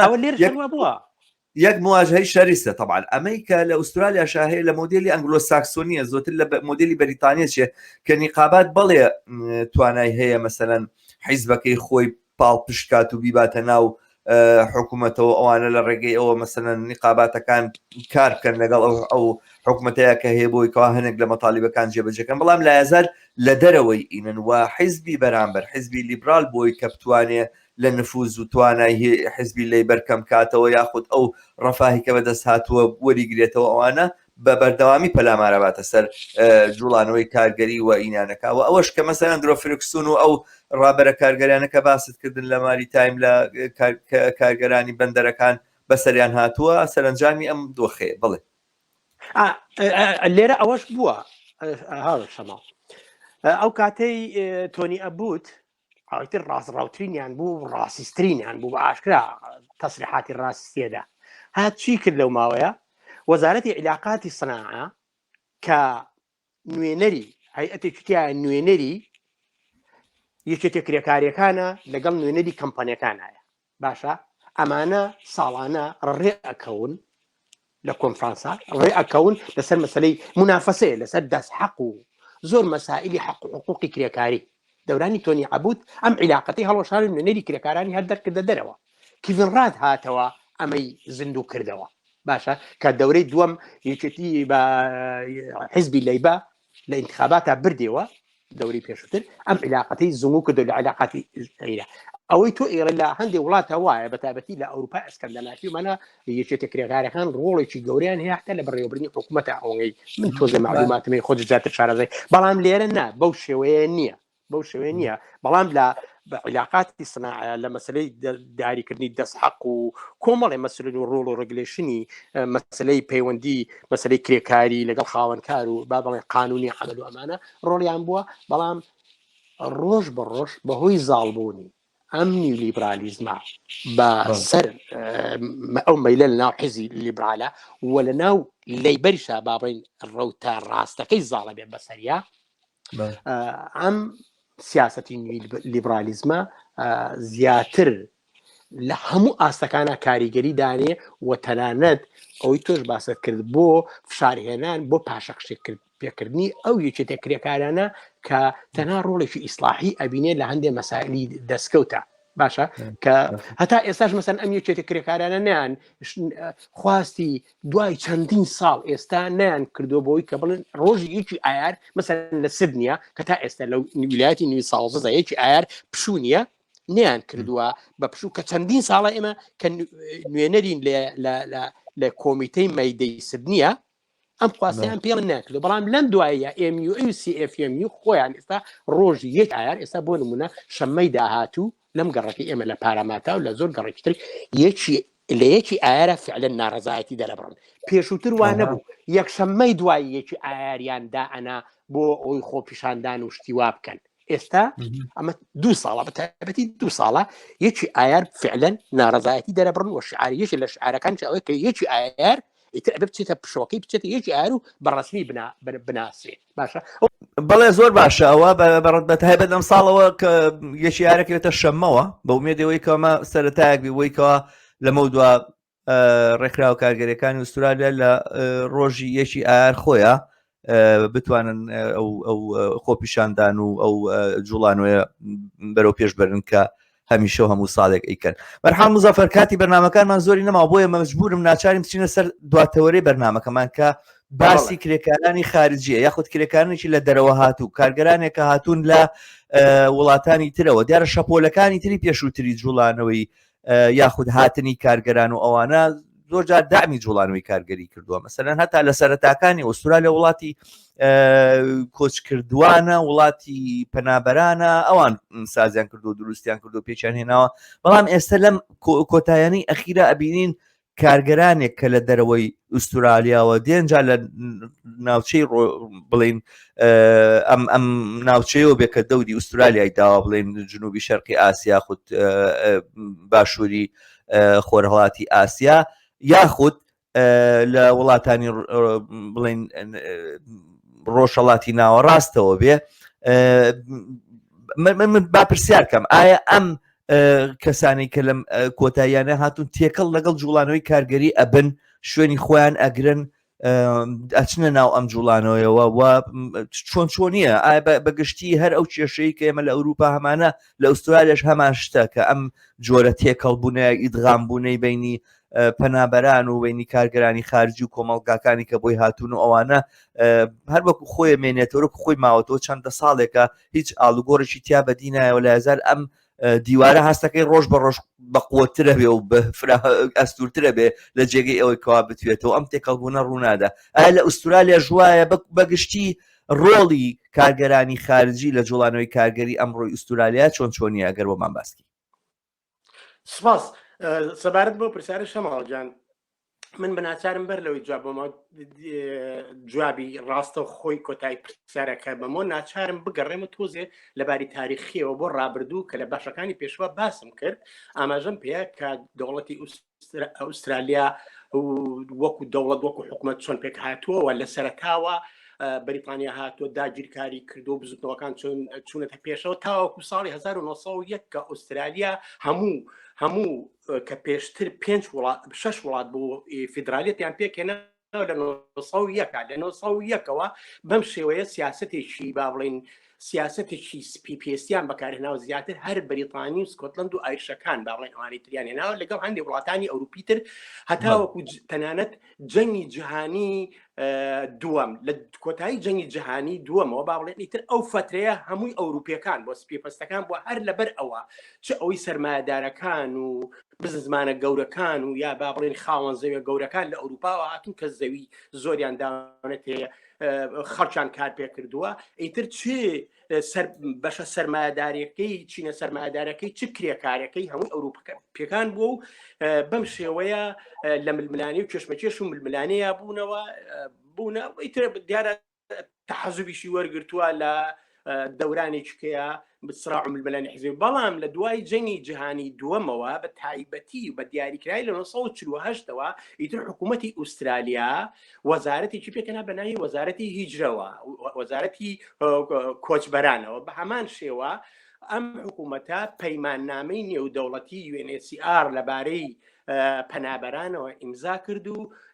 نەکرد لە وڵاتانی ئەوروپی بەڵکو لە وڵاتانی ئاسیا و ڕۆژهەڵاتی ناوەڕاست و ئەفریقا و زۆری تی ئاسیای ناوەڕاست و ئەمانە بەتایبەتی لە ئەوی پێی ئەوترێن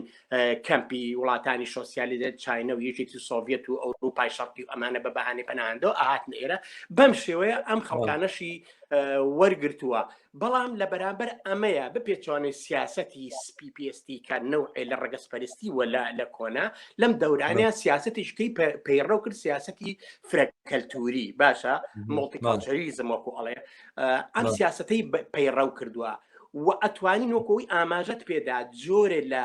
دیوارێک جۆرێ لە بربەستیشی پێکێناوە لە نێوان خەڵکی کۆچبەر و پەنابەر کە لە وڵاتانەوە هاتووە بەم سیاسەتە بە پەیڕەوکردنی ئەم سیاسەتە خەڵکانی ئەو وڵاتانی هێناوە لە گۆشە و کەنارەکانی ئەم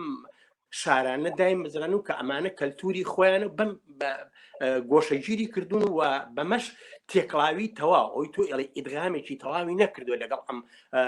کۆمەلگایە هەر بۆیە ئەمە لە ناو یەکێتە کرێکارەکانیشان لە ناو حیزبە سیاسەکانیشان ڕەنگیاوە ئێستا بۆ نمونەیەکی زیندوو کە من خۆمم لە بابڵین چارەکە سەدەی ڕابردووە کە لێرەم هەرکە هاتین و توانیمان بچینە ناو بڕێک ئەم کۆمەڵگەیەوە حیزبەکانی بناسیین تەنانەت دەورانێک بۆ ماوەی 5-6 ساڵ من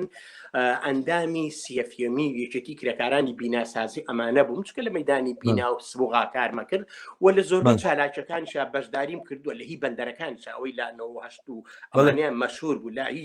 ئەگەر بینت نەچێت بە کورتی باسێکی و ئەزمونەمان بۆ بکە و ئەزمونی کارگەرانی مەریتان بڵێ ئەوەی میدام ئەزمموی کارگەرانی مەریتایم ئەگەرچی ئێمە ڕاستە و خۆ لە یەکێتی کرێکارانی بەندەر نەبوون زیاتری سیەفیەمی بیناسازی بوون بەڵام هەموو یەکێتی کرێکارەکان هاوکاری ئەم مانگرتنە سەراسەریان کرد ئەم مانگرتنە کە لە 98 کە ڕاستەکە یەکێکە لە مانگرتنە تاریخەکان کە لە بەندەر ڕوویدا ئەمیش بۆی چیەوە ئەم کەمپەنی کە بەندەرە گەورەکەی سدنی بەدەستەوە بۆ تەنیبای 700 کرێکاری دەرکرد بوو لەم 700 کرێکارە 700 کرێکاری کەی چاینیزی بە عقدێکی کاتی بەکرێکی کەم هێنایە دەرەوە و کرێکارانی 700 کرێکاری تری دائمی دەرکرد لەبەر ئەمە کرێکارانی بەندەر یەکێتی کرێکارانی بەندەریش یەکێکە لە یەکێتە کرێکاری ڕادیکالەکان نەکرد ئەمڕۆ وەکو پێشووترش باش باسمان کرد لە سەرەتای ئوسترالیاوە کە لە کۆتایی هەرساکانەوە پێک هاتووە ئەمەی قبول نەکرد لە کەمپەنی بانگوازی ناڕزایەتیی کرد تەنانەت مانگرتنێکی چەند ڕۆژە و ئێمەش هەروەکو حیزبی کۆمۆنی زیاتریش ئەو کاتە کۆمیتی ئوسترالیا حیزبی کۆمۆنیستی کرێکاری عراق بەشداریمان کرد بەشداریکی جدی تەنانەت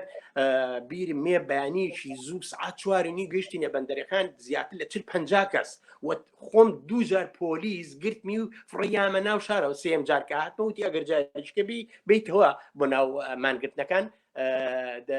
ئەتکەینە ناو زیندانی و تەنانەت ئازایشیاندام باشە بەهەرحاڵ بە کورتی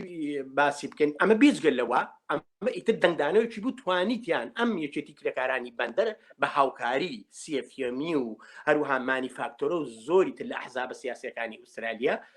توانیتیان ئەم 700 کرێکارە بجێڕنەوە شوێنی خۆیان و ئەو عقدا کاتیەی کە کرێکارانی ئاسیای شەرقی بووهێنان بەرحاڵ دەریانکەن و ئەم کرێکارانە کە چەندین ساڵ خزمەتیان بۆ بیان بنەوە شوێنیان مانگرتنە سەراسەرەکەی ماوەیەکی زۆری خان بەسەرکەوتن کۆتایی هات وەک من بیستماوار تەنها مانگرتن نەبوو هەر تەنها مانگرتن نەبوو بە جۆرێک ئاعتیسام و پێکیت بوو ینی بەردەمی دەرگاکانتان گرت بوو نەتانە هێرشی سارێک بڕاتە ژوورۆ بێتە دەرەوە یعنی لەو کاتەیە کورد زمانەکان و بڵێن ئەوانێک کە لە عێراقەوە هاتبوون بە تەنها ئەوانێک سەر بە جوڵانەوەی کۆمونیزمی کاگەری و حیزبی کۆمونیستی کرێکاری عێراقەوە نەبوون پێما بێ ژمارەیەکی بەرچاوی ئەوانە بوون کە لەو پێکیتە بەشداریان نەکردووەوانەوە ینی پشتیوانێکی بەهێزی ئەو حرەکەتە بوون تا بەسەرکەوتن بگا پشتیوانێکی زۆر بەهێز بوو ئەوەی هیچێکە لە باڵین هەم بۆ ئێمە هەم بۆ کرێکارانی چینی کرێکار لە ئوسترالیا بەتایبەت بۆ کرێکارانی ماریتایم ئەمانە یەکێک بوو لە دەرس و تەجربە گەورەکان یەکێک بوو لە جوڵانەوە هەرە بەهێزەکان لە مێژووی چۆتە مێژووی ئەم بزوتنەوەی کرێکاری لە ئوسترالیا ئەمە بێجگەلەوەی ئێمە بەشداریمان بۆ لەگەڵ سیەفیمیا لە چەندین جار چەندین مەسەرەن 50-60 کیلۆمەتر ڕۆیشتونە بەشداریمان کردو لە مانگرتنە کرێکارەکان و هەروە خۆپیشاندانەکەنەوە بزوی لەیەکی ئایار ئەوە ئێمە لەم بارەیەوە کە خاوەنی بیر و بۆچون و سیاسەتیشی معین بوونەت ئیدغام بوون لەوە بەڵام ئەبینین لە کرێکارە لە ناو یەکێتی کرێکارەکان و ئەحزابەکان جگە لە ئیتالیەکان و با بڵێن ئەمریکای لاتین و هەروەها بەتایبەت چیلی و ئەم وڵاتانە لەگەڵ یۆنانەکانە کە ڕەهبەرانێکی زۆری کرێکاری ئەبینی لەنا ئەم یەکێتێ کرێکاریەکان و ئەحزابەکان کە ئیدغام بوونە بەڵام کرێکارانی شەرقی بەڕاستەکەی ڕۆژهەڵاتی ناوڕاست ئاسیا ئەفریقا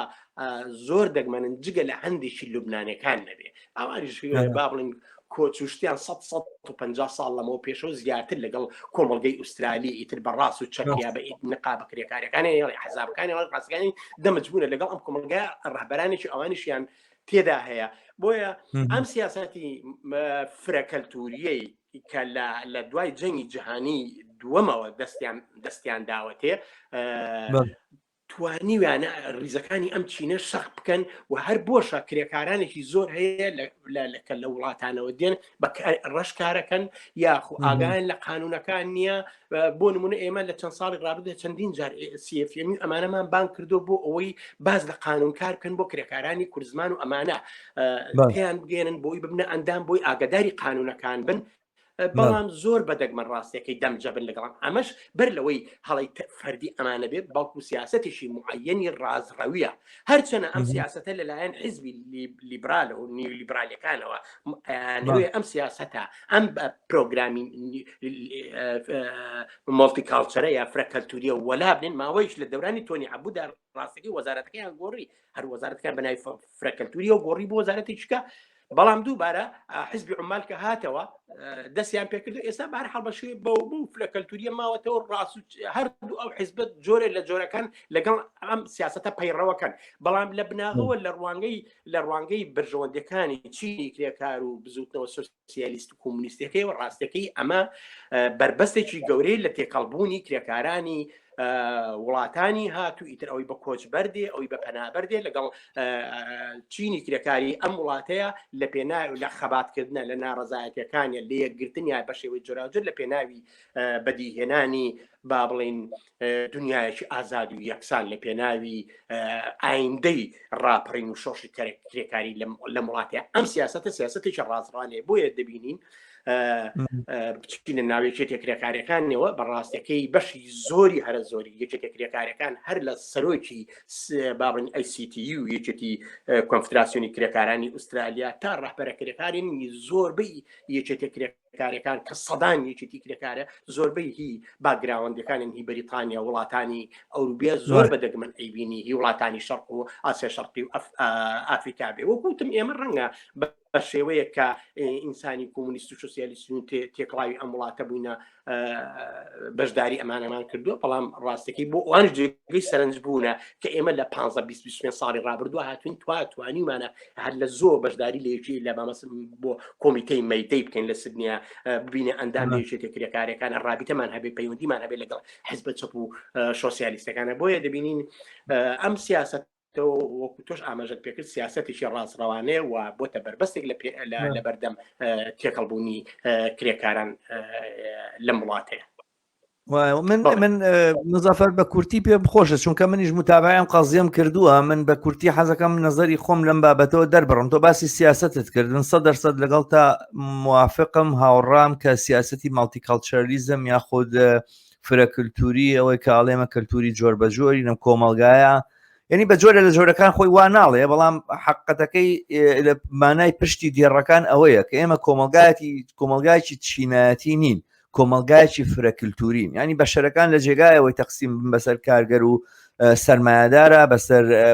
چینی بندەست و چینی باڵادەستان ئەوشتانە نەماوە ئێستەوە کۆن بووەوە ڕیوایەتەکەی بە قسەی ئەوانە من ڕیوایەتە کۆنەکەی مارکسیزمە لەسەر تەقسیمی چینایەتی کۆمەلگا و ئەوانە نا مەسەلەی کولتور مهمترە چینەکان ئەوەنە ئەهمیێتیان نەماوە و کولتورەکان مهم و ئەوانە بەوەژی تر مەسەلەن کولتوری مسلمان لەگەڵ کولتوری غیرە مسلمانە دابڕاوە لە یەک و دیوارێکی لە نێوانایە کولتوری عەرەب لەگەڵ کوردە کورد لەگەڵ تورکە تورک لەگەڵ ئێرانیە هەر یەکە کولتوری خۆی هەیە و پارێزگای لە کولتوری خۆی بکە و پارەشی بۆ خەرجەکە ینی ساڵانە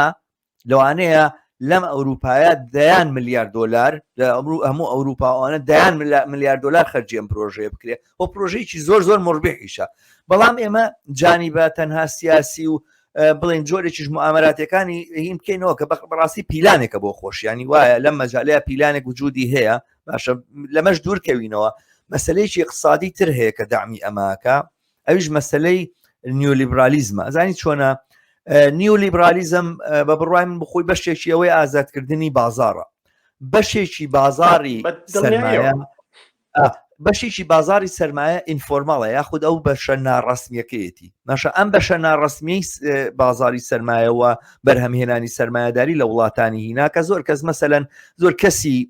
بەرچاوتەنگ و زۆر بڵین ئەوە نیە کە ئاست و مستەوای تێگەیشتن و لێکدانەوەیان نزمە کاری ڕەش بەکاری هی نەزانن عەرەبەکان دێن کاری ڕەشەکەن ئێرانەکان دێن کاری ڕەشەکە بابە کاری ڕەش ئیفرازی ئەم کۆمەڵگایە کاری ڕەش و ئەو بەشەی کە کاری ڕەشی تیاکرێ ئەوانە دەرهاویشتێم کۆمەڵگای ئەم کۆمەڵگای کە کاری ڕەشی تیانە بێ پیزا بە هینێک نابێ بە نازام لایەوە بەچەنە لا ئێمە بە 70 کرۆنەوە ئەوانە پیزاگەوێ بە 150 کرۆن یعنی ئەگەر تۆ کاری ڕژ نەبێت و ئەوانە ماڵەکەت و بڵین کۆمەلگا ئاوە بە سادەی پاک ناکرێتەوە خەرجێکی زۆرتری ئەوێ ئەگەر کاری ڕژ نەبێتەوەوانە زۆر مەسایل و مەرافقی خەدەمی هەیە کە کەوتۆتە دەستی سەرڕەشەکانەوە پیانەڵێن لێرە لە سویدا یاخود باگراوندی مسلمانی هەیە عەرەبی هەیە یاخود شەرقەوسەتی هەیە یا وڵاتانی ئەمریکای لاتینی هەیە ئەگەر ئەوە نەبێ کاری ڕژ نەبێتەوەمانە ئەم قەتاعانە هەمووی خەرجی زۆر زیاتر ئەبێ و سەرمایەداری بە پارێکی زۆرتر تەرخانکە بۆ ئەم بەشە لەبەر ئەوە کاری ڕژ زۆرتر لە کاری سپی بەرهەم دێنێ لەم کۆمەڵگایانەیە و ئەمە نیۆلیبرالیزم ئیدامی پێدا چونکە تۆ چەندێک بازار ئازادترکەی چەندێک بازار بێقیوتر بێ کاری ڕژیانی چیانەوەی کە کارگەرەکە هیچ ماتێکی نییە وەکو کۆی لە کاری پێکەن 12 سعات کارەکە 14 سعات کارەکە گەڕاوینەوە بۆ قەرنێک لەمەوبەر بەڕاستی لە بابەتی سعاتکە یا قەرنێک زیاتریش لەمەوبەر بەڕاستی گەڕاوینەتەوە بۆ زۆر بۆ دواوە و هۆی ئەمە چییە بەگینەکەی چییە ئەمە مەسلەیەکی اقتصادی ینی ئیفرازێکی خودی سیستەمەکە هێتاگەر نەخشەشی بۆ دانەڕێژرابێ پلانێکی بۆ دانەڕێژرابێ بەڵام خودی سیستەمەکە چونکە تەژێئی کۆنتڕۆڵ لابردنی کۆنتڕۆڵەکات و ئەمانە ئەم بابەتە و ئەم ئیفرازاتەنە دێنێتە پێشەوە ئێمە لەلایەک ئابوووریەکە ئاوایە لەلایەک نەخشە سیاسیەکە ئاوایە بەڕاستی تێکەڵ نەبوونی پەنابەران یاخود کۆچکردوانی ڕۆژهەڵاتی ناوەڕاست و ئەوانە خەتای ئیسلام نییە خەتای ئایدۆلۆژیای دژە مۆدێرنە نییە خەتای ئەمە نیە مە ئەخلاقیاتیان وایە فکریان وایە خەتای سەرمایەداریە خەتای ئەوانەیە لێرە کۆمەڵگا بەڕێوە ئەبن خەتای ئەوانەیە کە قازانجیان لە ئیدغام نەبوونا هەیە بەدەستێگەڵێن ئیدغامبوون و تێکەڵبوون و نازانچی ئەوانە بەڵام دەستی فرە کولتوری ئەم دیوارە هەتا دێ ئەم قەڵەشتە زۆرترەکەن ئێمەی سۆسیالیست و کۆمونیست بە نظرم لە جێگای ئەوەی تەنها باسەکەمان بێتە سەر ڕەخنەگرتن لە فرە کولتوری وەکو هەموو مەدانێکی تر باسەکەمان هەر بێ بە باسی تەبلیغات ڕەخنەگرتنی ئایدۆلۆژی فکری ئەوانە بێ بیرێ بکەینەوە ئەوانە ڕێگاکانی دەرچوون لە دۆخەت چییە و ئێمە چۆن نەتوانین بەشێک بین لە پێشڕەوانی ئیدغامکردن و تێکەڵکردنی ئەم جالیانە لەگەڵ ئەم کۆمەڵگایانەیە و کۆتایی هێنان بەم بربەستە کۆتایی هێنان بەم دیوارە و کۆتایی هێنان بەم گیتۆ هینا ئەوە نیە ئفتیرازیە کە گیتۆ دیواری لە بەریان نەکراوە بەڵام کۆمەڵگاکانی موسڵمان ئەوانەی کە لە وڵاتانی موسڵمان نشینەوە هاتون و لێرە ئین بوون ئەو کۆمیونیتیانە بەڕاستی کۆمیونیتێکی دابراون لەم کۆمەڵگانە کە فرسەتی کردوتەوە بۆ دروستبوونی ئەو ڕەوتە توندڕەوە ئیسلامیان ناوە فرسەتێکی داوە بۆ بە معمەلی بەرهەمهێنانی بێچوە داعش هەمووی نێرنەوە بۆ سووریا شەڕیان پێکەنەوەمانە هەمووی ئم دۆخە ئابووری سیاسیە کە ئەمی دروست کردووە ئێمەمانە ئەگەر ئەمانوێ بێ ڕێگا چارێک بدۆزینەوە بە تەنها ئینتیقاد و ڕەخنە نەگرین ئاوە نادروستەوە خراپە و ئیسلام وە بیر و باوەڕ ئیسلامی وە بڕۆینە سەر ئەم مەسایلانە بە نەزەرم ئەم باسە زۆر زیاتر لەمە کێشێ ئەوانە بەڵام من پێم خۆش بوو من لەگەڵ چەندین هاوڕێشان مەسایلانە مەطرح کردو و مێدەوارم ئێمە دەروەی وڵات ینی ئێمە لە دەرەوەی وڵات بە تایبەتی کە مارکسیستی خۆمان بە مارکسیست دەزانین تەرەفداری بیر و بۆچوونی مارکسین یاخود خۆمان بە کۆمونیست دەزانین ومانە تەنها باسەکەمان نەبێ بە باسی فکری و سیاسی و مەسایلی تەبلیغاتی ئەوانە بڕۆین لەسەر ئەرزی واقع و لەسەر ئەرزی واقعە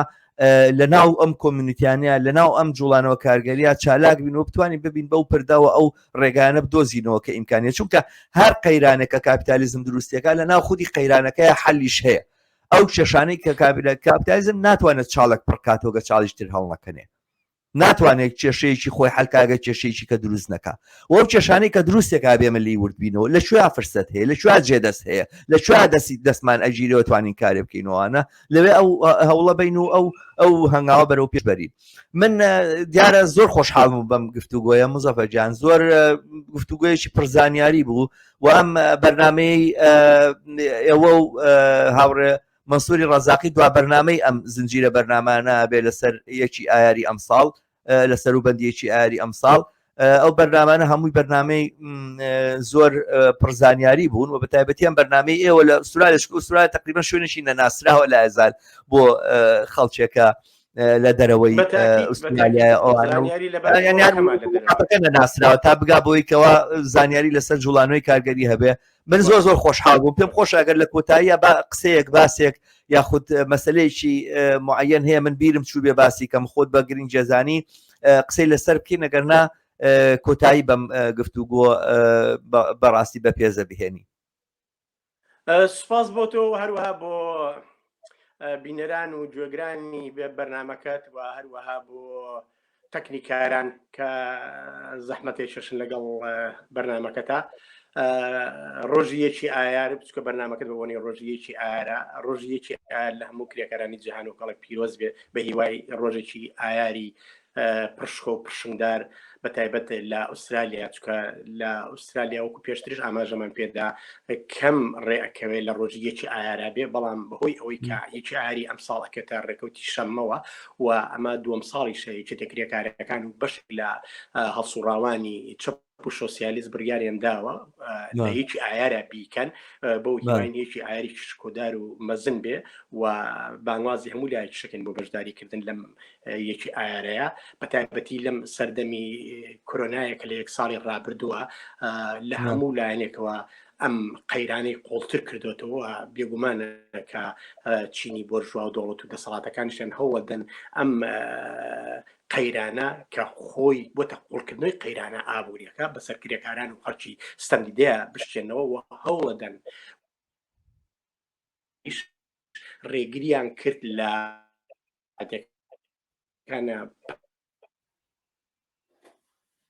وەکوتم ئەم کۆمیتەی کە پێک نارزاتێکی سمبولیکمان بەڕێ خست ئەویان پێکردین بەڵام پێدەچێت ئەم ساڵوانە بێ و ناڕزات کەوتوتر بێ. سوپاس بۆ تۆ بۆ بەرنامەکەت ڕێزم بۆتان هەیە دەستان خۆش بێ. هەر